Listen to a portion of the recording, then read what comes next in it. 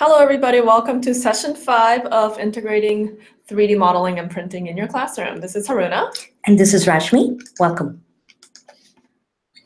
For today, we will be talking about BlocksCAD teacher account, and we'll send out some more information about the pilot program, how to, we'll also expose you to some of the features of the teacher platform.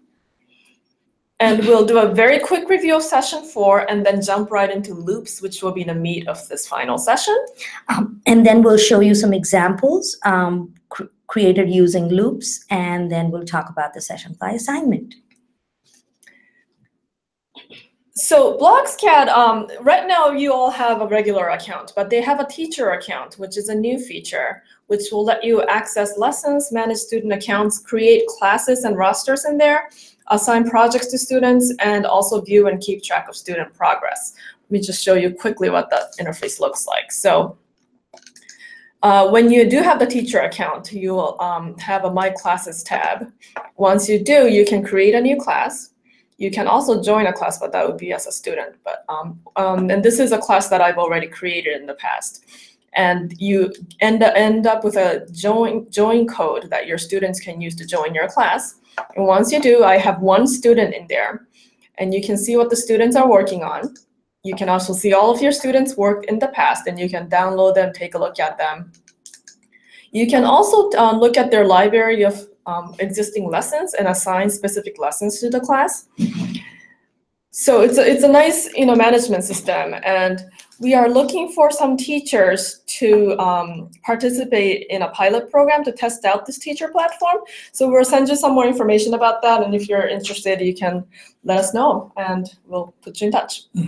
Also in the BlocksCAD teacher platform, if you see the assignments, you can also see how they were constructed, and as you go into the solutions, example solutions, that's a really great way of looking at how these were constructed, and there are some features which will tell you how and when the students are working on these assignments. And each of these also come with notes. Teacher notes, yes. Like so. Okay, so back to this.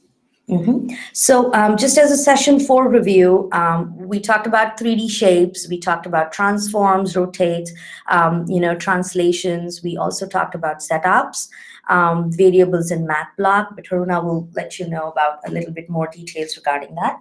So in session 4, we went over enough things to make something like this variable block, which was for your assignment.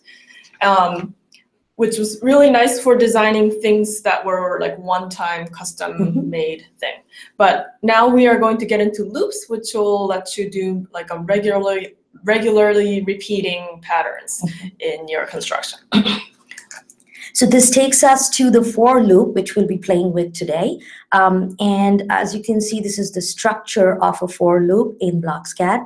The I, which is in here, will give you the variable name or the counter. It sets the counter, and the end value is set up in the counter. So you can see 10 is the end value. The start value is 1, and at the end you can see 1 is the increment. So you will see that every time the loop completes, it will be incrementing by 1. And that's how the loop repeats 10 times, with I being equal to 1, 2, 3, 4, 5, 6, 7, 8, up to 10. So that's one example of a for loop. And a for loop is a really commonly used loop in any type of coding language. And they all follow the same setup with a variable name, start value, end value, and an increment. And all of those 4 things are something that you can change and specify. So for example, I can change the loop to look more like this, which now I goes from 0 to 360 and counts by 60. So it basically skip counts by 60. So in this case, the loop repeats itself 7 times, from 0, 60, 120, 180, 280, 300, and 360. And we'll talk about why you might even want to do that later on. So here's another example. And in this case, you can see that this loop will repeat 6 times, with L equal to 10, 12, because the increments is by 2. So you'll see 10, 12, 14, 16, and 18. And we'll also show you possibly an example that will use this looping. So the start value does not need to be 1 or 0. It could be a different number. It could be negative number. There's a lot of different things you can do with for loops. Perfect. So jumping right into examples, first we will, oops, didn't update, but that's okay. That's okay. Sorry. So we'll start out with regularly spaced object. Should I switch to your screen, Rashmi? Sure. All right. Just a second. So Rashmi actually has the updated slide, so hang on 1 second. And I'm going to go into share. Do you see that? Yep. Okay. So now you can see 2 examples of how you might use a regularly spaced object, and Rashmi will take you through setting that up. Okay. So we are going to regularly shape the sphere as an object, and then we will go into the application of it, which is just a pegboard with regularly shaped hooks onto the pegboard. So let's go to BlocksCAD, and I'm going to let me go to a new project, which will be okay, and let me get set up.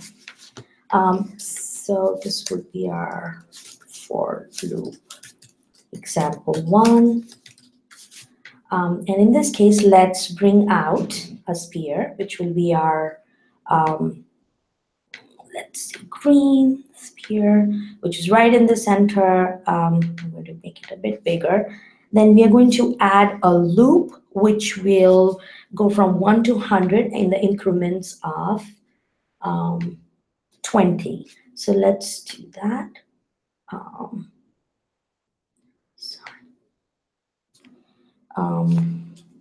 Yep.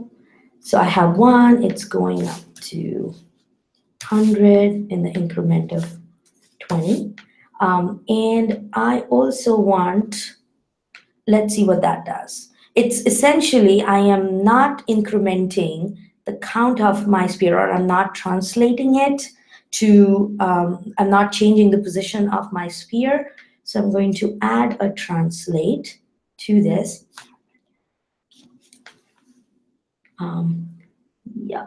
So, and then I want the translate of X, I'm sorry, I'm going to create get I, which is what my my value of I is, and I'm going to bring that into X, and then I'm going to add my sphere right in here. So it's translating by I, and as you can see, I got my 5 spheres right in here. If I want 6, then I just increment the count here, and I can render that.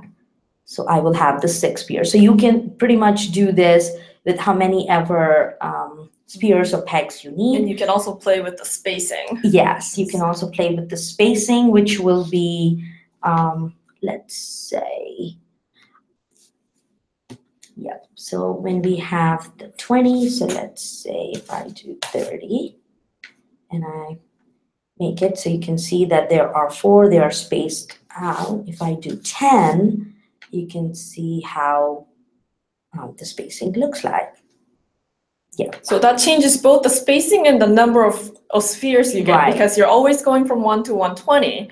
And you're getting as many spheres as you can skip count within that range. Right, and in this case, it will be 12, as you can see in here. So let's go back to our 20. So we have the 6 spheres right in here. Okay, so that's one way to do this. And then we are going to go to the peg example. We can save it. Key racks with 6 pegs. Edit this project. Okay, so in this case, don't worry about the how it was designed in terms of, there's a cube, then you translate, you have some, we've used some cylinders to, okay. I'm just going to make it smaller, maybe right in here, okay. Okay, so in this case, I just collapsed this, but if you can see the count in here, it's 0 to 100, and it's incremental by 20s, which is precisely what we did in terms of our sphere spacing. So we have that, and it's repeating right in here. And if you want to see, I'm going to expand this block, so you can see that there's a shape in here. And let me go up. And some of the code that's in here, we'll talk about how we have the sphere, we have translating it, then we are translating it again. We are using some of the commands Haruna talked about, unions, differences. We have a torus, we are taking out a translated cube just to get the object that we are designing out here, which is essentially the pegs, but you can make them straight, you can change it, you don't have to have 6, you can do 2 or 3. And essentially trying to see how your object is designed. That is the definition of how you would build it in here. You can always collapse the block that's the structure that I'm building, but the count is what makes it repeat over and over again. So I can have 6, I can have 8, 10, how many ever I want. So in this case, if I do 30, it will give me a different structure. Which looks with 4. So if I want 4 pegs, I can do that as well. So that's the power of variables, which we talked about in the first session with BlocksCAD. So that's first project, and we'll attach the files on our web page, so you can play with it as well. The next example we will do is using loops for rotating objects. So we had the slide? Okay. Yep. Okay, we'll go back in here, and let's make a project, which was, okay. So hyperboloid by definition is essentially a line that is being rotated 360 degrees. Let me build this. So I'm going to collapse this. You know what? Let me show everybody what hyperboloid is on the camera. Yeah. So hang on one second. Yeah, that would be fun. So this, we have a couple examples. This is a hyperboloid, which I think some of you saw in the first session.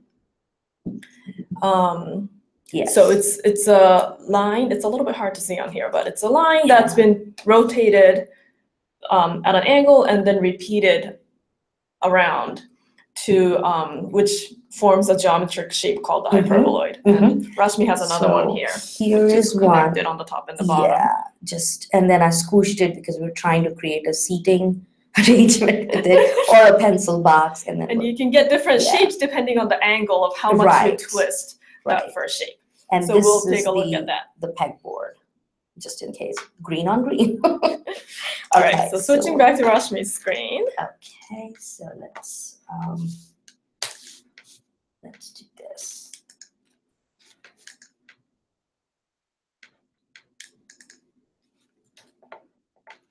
Okay, so we are essentially going to build something like this. So I like the blue color, so I'm going to do that.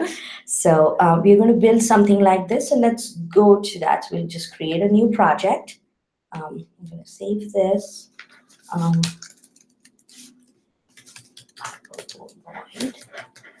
Yeah. So let's get a cylinder. We want to get a cylinder, which will be, let's say, 2. And because, remember, we have a lock in here, so I have a radius of 2. So the radius stays 2 unless I open this lock up. And then I'm going to have a tall cylinder. So I want to make it centered. So let's see what it renders. It gives me a nice little example of a line or a segment, because line goes to infinity. This is kind of like a segment. So I have that. I'm going to translate it along X. So in order to translate it, I'm going to bring in the translate. And I'm going to translate it along X, say by 30, which will give me, so if you see it translated along X by 30, then I'm going to rotate it around. So let's say rotate around by 30. So that should give us sort of a version of that line, which is translated along X and rotated along X by 30. Now we are going to add the loop just to see how, just a second, how it will move around from 0 to 360. So we want to go from 0 to 360. And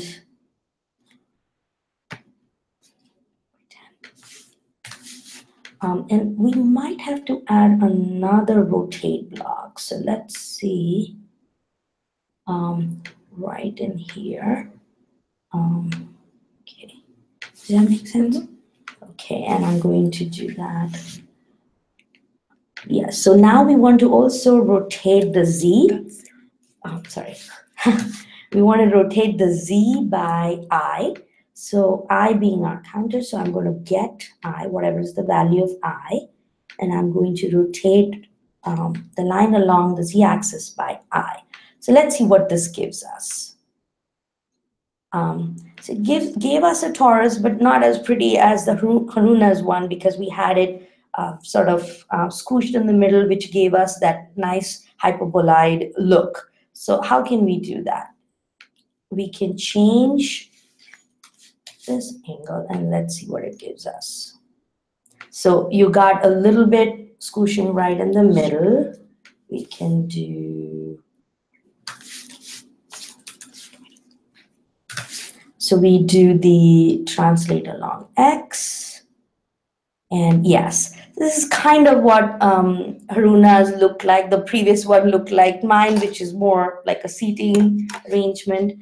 And you can play around with the variables in here, or the values in here. Again, we would like you to make these values more of a variable so you can change things, and we might be able to show you some examples as we progress in our examples for the series.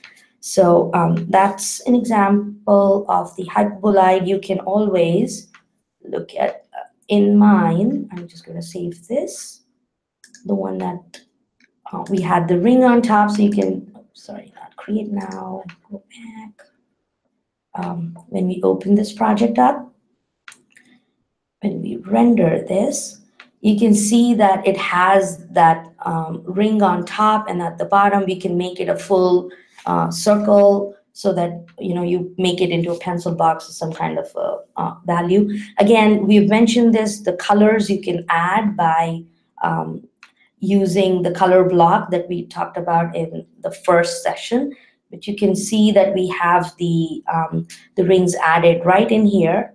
And you can also see there are some HSV colors and stuff that we have used that you can play with as well. So we'll attach this file to our website, and then you can download and play with it as well.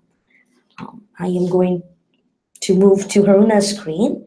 Yep. So we are going to show you another example of how to use rotation, and that's going to be to create a ball bearing. So I have two ball bearings here. And let me say this, it's one of my favorite examples. So I have a big ball bearing, a fairly large one, with 7 balls, and I have a small one here with 8 balls. And these actually are generated from the same file, same code. And that's the nice thing about BlocksCAD, is you can set up your file with variables, and you can change, the things like the number of balls and the diameter, and it'll automatically generate files for you. So we're going to take you through the steps for doing that. Before I do that, I just want to show you how a ball bearing is sort of built. So when you have a ball bearing, there are several key variables. Number one is the outside radius, which is in the blue circle in this picture. There's also an inside radius, which has this weird tealish color circle. And then the radius of the circle where to place the balls, that's the red circle. And then the radius of the ball themselves, which is the yellow circle, and how many balls you want.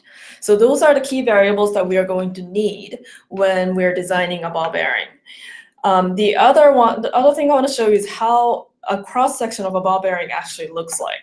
So this is a cross-section if you cut a ball bearing in half. And the big circle you see is the actual ball itself.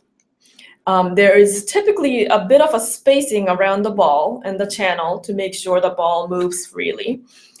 With the 3D printing, there being a little bit of printing errors, or I guess most things print about a 0.1 millimeter larger than what you design. So you want to make sure the spacing is about 0.3 to like 0.5 millimeters, depending on your printer. And this is something you're going to have to play with. And then the other important piece is that the bottom of the frame and the bottom of the ball starts at the same height. So that's the dotted line on the bottom right there. So everything needs to start at the same Z. Otherwise, they would become like an overhang and you'll need to build in supports, which is okay, but it will print easier if everything starts at the same height. And then the thickness of the bearings should be about the same as the thickness of the ball or the diameter of the ball. So what that gives us is, this is an easier view of the cross section. You have the gray part is the frame, the blue part is the ball, and then you have this channel that's cut through your frame that's made by a combination of a circle and a cylinder or a rectangle. So the circle is the red, which is the diameter of the ball plus the spacing, and then you have this sort of a flat portion that cuts away a little bit more at the frame. So we are going to be building all of that. So here. So I started doing that already in here. I have all my variables set up. So I have 5 of the key variables that we talked about: the outside radius, inside radius, the radius of the R bearing, which is going to be the radius of where the balls are going to sit, the radius of the ball themselves, number of balls, and the spacing. So I've set them all up as variables, and right now I just have the outside cylinder, which is this, minus the inside cylinder. So that's going to form the sort of the chunk of my frame. So that is, I'm going to add a comment in here. Frame, and collapse that since I don't really need to see that anymore. Next, I am going to start building my spheres. So my ball bearings will have the radius, R balls. And right now it's in the middle. And what I need to do is put, move them out by the radius of the bearing, which is that. Oops, not rotate, I want to translate. Translate by that much. So it moves out. Oh, it got buried, sorry. Let me disable that. Okay, so I just disabled that big cylinder so that I can see where my spheres are. So it moved along. Now I need to rotate this and copy them all around the Z-axis. So that's where the loops come in. So I will count from 0 to 360. Whoops. And whenever you're making a circle and rotating things in a circle, it's always nice to go from 0 to 360, just for the ease of calculation. And what I'm going to do is I'm going to increment this by 360 degrees divided by the number of balls. So if the number of balls was 2, then it'll go every 180 degrees. And then I will be rotating my balls by I. So now we get something like this. So we have 10 balls like we just said, and at the correct position, which was the R bearing, 40 millimeters out, and repeating itself. Now with ball bearing, you want to make sure the balls are fairly tightly spaced within the channel. If they're too loose, they'll bunch up all to one side. So for example, if I only had like 5 balls in here, then they will all end up, when you're using the ball bearing, it'll bunch up to a side and it won't work that well. So you need enough balls to keep the center ring in the middle. So 10 seemed okay. I'm gonna see if 11 is better. There's still quite a bit of space, so I'm going to keep on increasing this until we get a nice tighter spacing. This is something you'll have to play around with, and you may even need to change the radius a little bit. That looks pretty good. So I will keep it at 12 millimeter. I mean 12 balls with 10 millimeter radius. So those are my balls. Now, so now I need to let's see. I'll comment and then collapse. So that's that. I just want to point out how just Haruna is modeling what can be done in terms of testing. So she disabled a block just to see how things are going. She's commenting. She's also making sure, you know, there is a set of variables. She has placed it so well on the workplace. So you can see that this is a really good way of managing your coding and computational. It's really good example of computational thinking. So next I'm going to start cutting my channel. And like I said earlier here, the channel consists of a circle and a straight section, the yellow part. So I'm going to start with the circle, which I will just use the torus just for the ease of doing so. And the torus has 4 variables in there.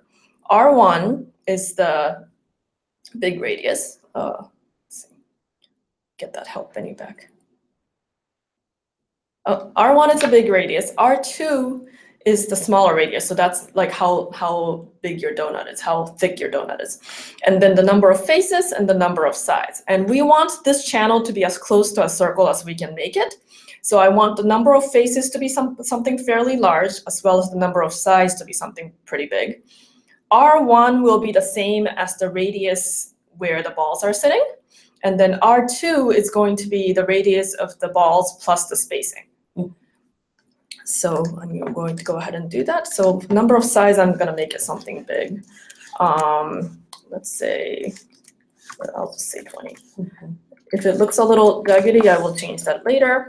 And then, so we said R1 is going to be the R bearing. And then R2 was going to be the radius of the balls plus my spacing. So that would ensure that the channels are a little bit bigger than the ball. So let me render that. It should cover up all my balls. So there we go. So those are my channels. And I can see that it's not quite circular. So I'm going to increase the number of faces to something a little bit bigger to get a smoother circle, since with the ball bearing, it's really important to be nice and smooth. There, that's better. So now I'm going to take my frame, which I disabled temporarily. I will enable it, expand it again, and I'm going to subtract this torus from my existing frame. We'll render again. And you see that, you know, sometimes rendering takes a bit of time, especially when you have a lot of loops going on. So now we have the basis of the bearing built. The only thing left for me to do is cut out this yellow rectangular portion. And what that does is make sure that this gray part doesn't get too skinny. Once it gets really skinny, it just doesn't print very well. So I just want to get a nice vertical cut so that it prints a little bit easier. So there are a couple different ways to do this.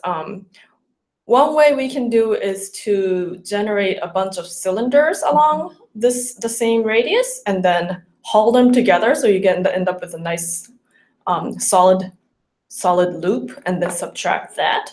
You can also do something similar with a cube instead of cylinder, or we can make like a donut type, similar to what I had, how I made the original frame.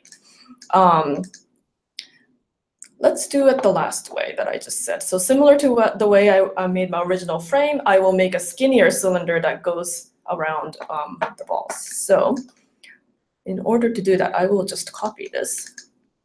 All right. So I'm going to collapse that one more time. So this is going to be part of the whole. And I don't need the torus, so I'm going to get rid of the torus. I'm going to need an outside cylinder and an inside cylinder. And I'm going to have to change some of these radii. So let me pull these away. So the outside of this is going to be related to the R bearing, but it's going to be a little bit bigger than the R bearing. And I'm going to say, let's say it will be the R bearing plus the radius of the ball divided by 2. So it's going to add half of the radius and tack it onto the hole. Okay. Wait, divided by 2, sorry. All right, so that is going to be my outside radius. And then my inside radius will be minus half a ball. All right. So what we now have is, let me disable my other block. All right, render that.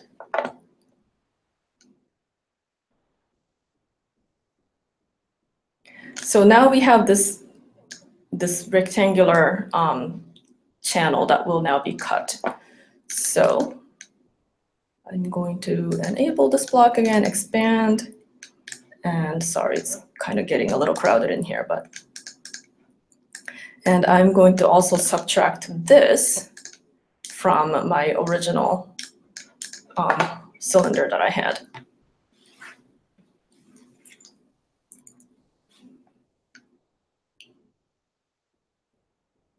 All right, so now we have what we were looking for. So this is sort of what a ball bearing will look like.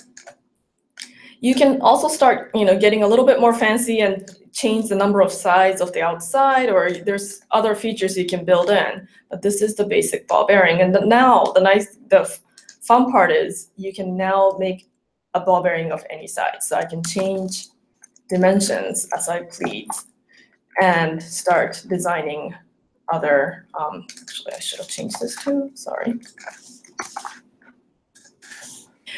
Start designing different type bearings, and you can go from tiny bearings to very large bearings with just changing the number, the variable. So that's really the power of BlocksCAD. And imagine if you were doing this in Tinkercad, you would have to pretty much redesign from scratch every single time you want to change the dimension. So that is the ball bearing example. And then next we will show you some other examples of how you might use a loop in your design. So let's see. So we've done translate and we've done rotate, and now we will combine those to design something. So the first one I'm going to show you is, or first one or the only one, is this one, which is a box that has a square cross section, but it rotates as it moves up. Okay, so we will go through designing that. So let me open up a new window.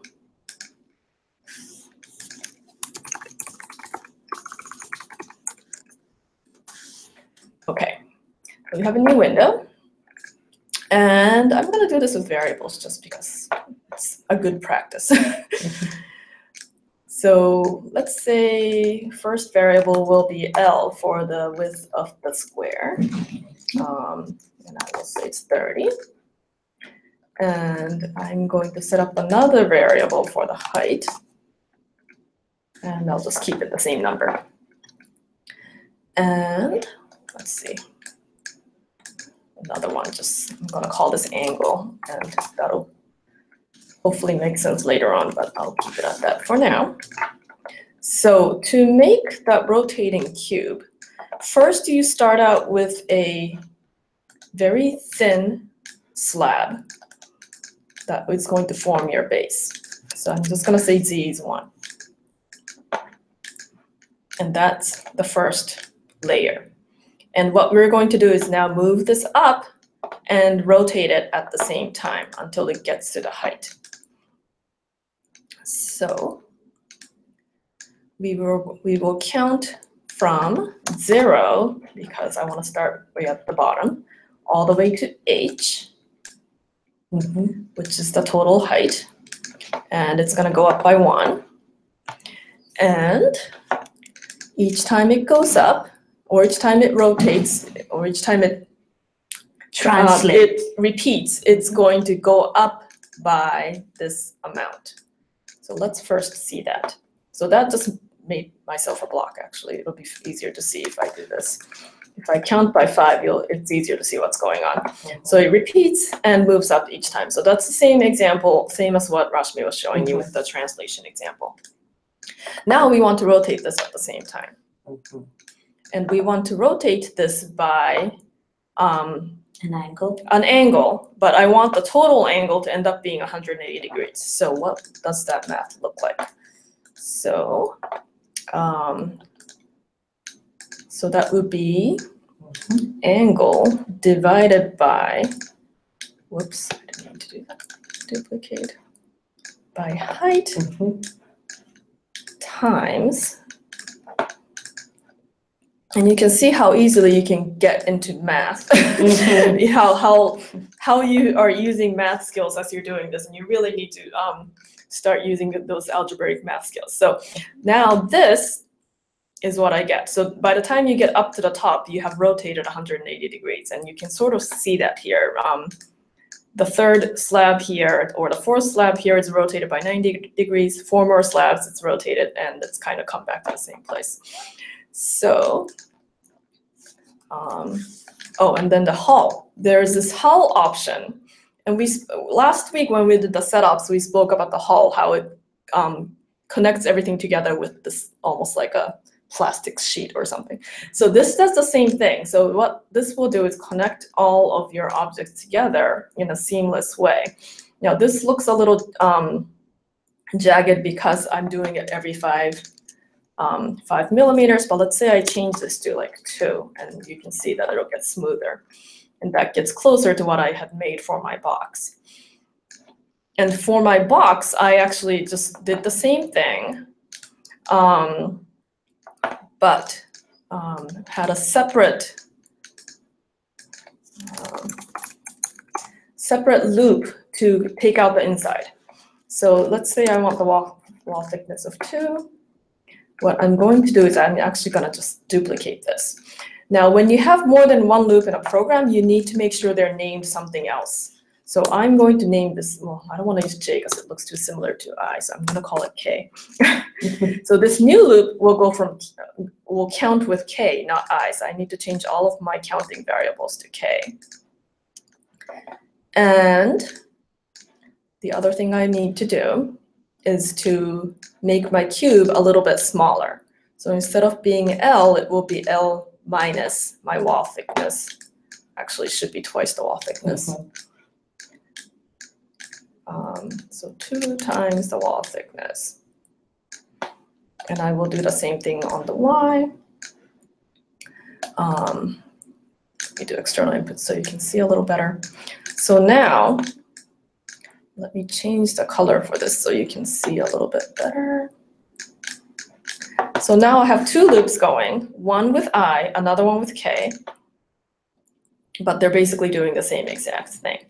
Now, if I just take this away, what would happen is you'll end up with, it'll go through the whole thing because they've got the same height.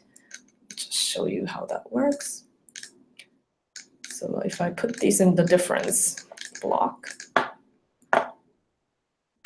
so it just went through the whole thing. But if I wanted a box, I need a bottom. So what I can do now is, rather than counting the inside, the whole part from 0, I can say count this from 2. That will leave the first 2 there. So the hole will not start until 2 millimeters up. So that's a really nice, easy way to make a hole inside something like this. So that's exactly what I have for my cube. And in a similar way, you can also design something like, where's my camera? There.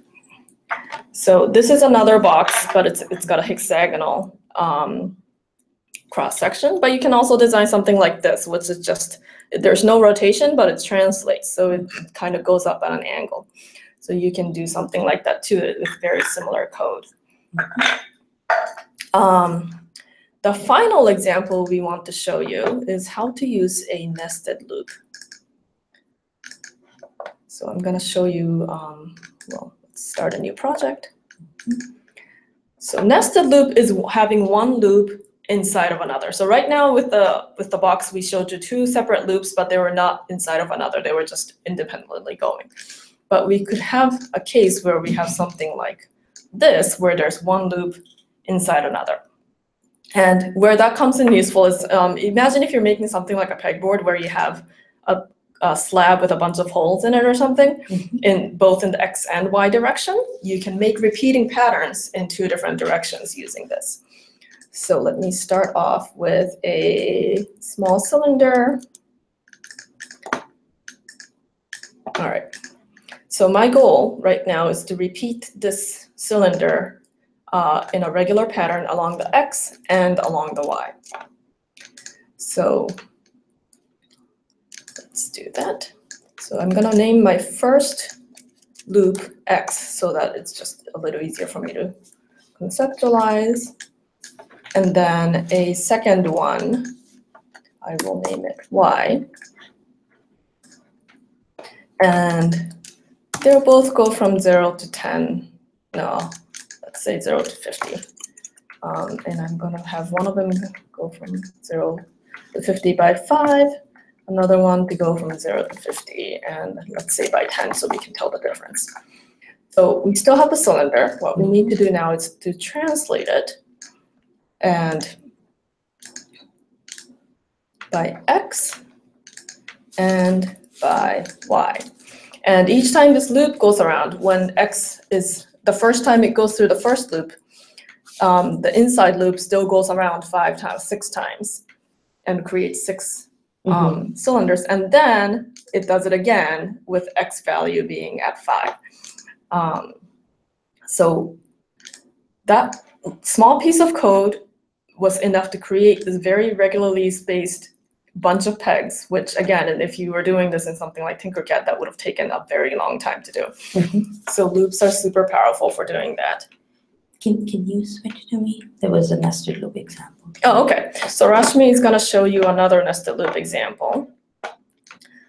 So let me switch to her screen.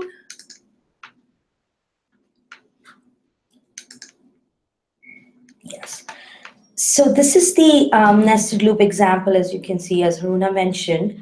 So we have multiple counts, and we are trying to create a pen holder, which has, it's rendering, so which has multiple circles embedded in it. So it's essentially, where you can use it in designing objects, as Haruna showed you.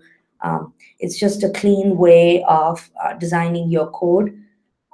But it's still rendering. Okay. Oh, there it goes. Yes. So, it's just, I wanted to have the circles in here, but then you have the object, just as Haruna designed the box, you can do the, a cylinder, and then the nested loop takes care of all the circles in here. So just another example of how you could be using nested loops or concept of loops in designing purposeful objects. And actually, Rashmi, can you switch over to the code? So BlocksCAD is based on a program called OpenSCAD, which is a text-based coding language.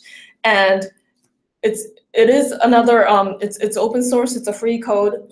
And if you want to get into OpenSCAD, especially for like middle school or high school students who want to get into text-based coding, this is what's behind BlocksCAD. And by hitting that code button on the top right of your BlocksCAD screen, it takes you right to that. And you can see the code, which is really neat.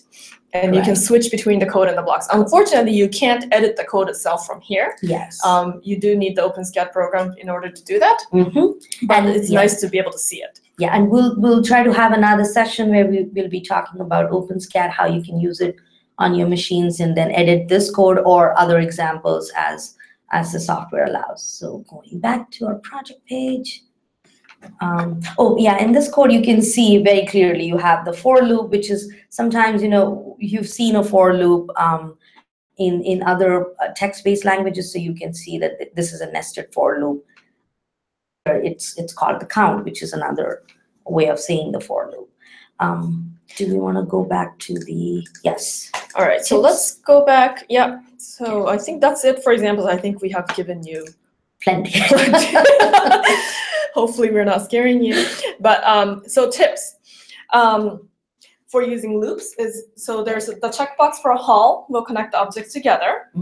But we suggest that you don't click that until you make sure that all your objects are in the right place, because again, once they're connected together, it's a little bit harder to see where everything is and troubleshoot. Right.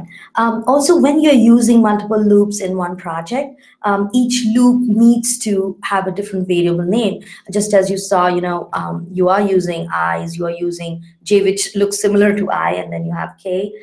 Or at the same time as you're defining your variables, it was very intentional to define them as length, height, the angles, so that you're creating meaningful variables as you're using it in an evolving program, especially the one that you saw for ball bearing, because you want to keep track of how you're commenting on the program and so on and so forth. And whenever you're using loops, especially if you're looping for like hundreds of times or so, rendering does take some time, so be patient. I have not seen BlocksCAD crash yet, so even if it takes like 5 minutes to render, for me, it's been good. So take a look at your program. If it looks like the loops might be going around quite a few times, then it will take some time. So just be patient. Right. And try not to put infinite loops in your counters. That could be tricky. Oh, and the other thing that's nice is if you're making, let's say, like a ball bearing, it's nice to try out with a smaller number first. So that the rendering doesn't take so long. So like even if you knew you're gonna need 80 balls in there, start out with like 5 and make sure it works, and then you can scale it up later. That way you won't have to wait so long every time it renders. One more tip for just general coding, and you saw that in all our examples, we are trying to comment our code. We're trying to write small examples. This is a frame. This is how you're writing your balls or your spheres, your variables. So just try to have that as a practice going forward, especially as you're writing evolved code. So your assignment, this is your final assignment. Wait, that should say session 5. Right. That's okay. Every single time I do this. This time it's pretty open-ended. We just want you to design something that incorporates a loop, and hopefully it's something that's semi-useful. One example is a clock face. We didn't show you this example, but actually like designing a clock face using loops and having like tick marks at every 5 minutes or so is really simple to do, and it's actually useful if you have a clock movement that you can purchase elsewhere. You can actually make a real clock, and it's a really cool example. You can make the ball bearing as we've showed to you. You can make the pegs. You can make different types of pen holders, defining what kind of variables, and we do want to see your file. That way we will know you're using efficiently the loops or the nested loops and those concepts. And again, we would like to see some evidence of planning, so some sort of a sketch or design. And then really the requirement is that you use loops and incorporate variables as much as possible. Right. So that's about it. Complete your model and go to the projects. Save blocks to your computer to save your model as an XML file. We can import XML files into BlocksCAD and see the magic that you're performing at your end. And actually, our examples will be also available as an XML file. So you'll have to go to projects, load projects, and then you'll be able to open them and take a look at our examples. Right. You can, of course, if you want to print it on your computer, you can use on your 3D printer, you can use the STL file, but we want the XML files. Go to the course website at tiny.cc/bps 3D printing. Resources tab, click on session 5 assignments form, and attach your, again, .xml file to submit. And all assignments, including this session and all the previous ones, are due by October 30th for PDPs. Yes. So make sure you get them done.